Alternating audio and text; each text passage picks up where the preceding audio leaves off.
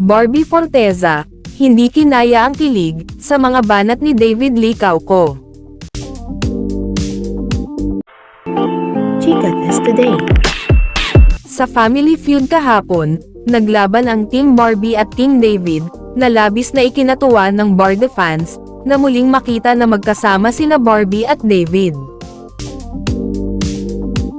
Natanong si Barbie ni Ding Dong, "Paano kunwari, dalawa kayo ni David, tapos isa na lang yung upuan, paano yon?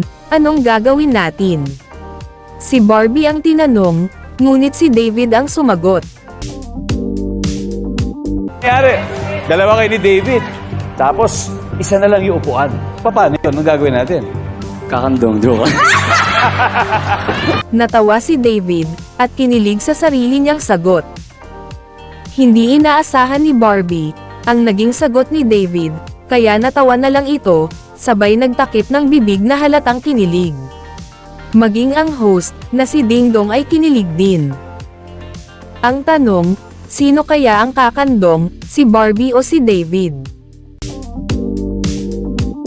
At nang tanungin si David, kung anong role ang gagampanan niya sa pulang araw, ito naman ang kanyang sinabi.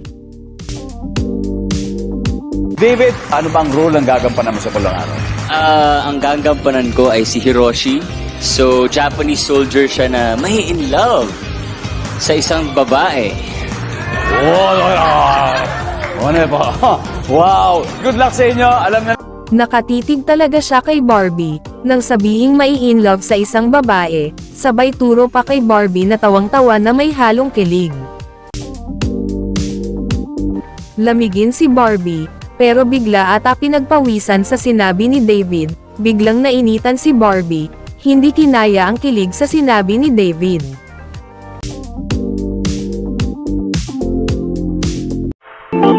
Chika Test Today.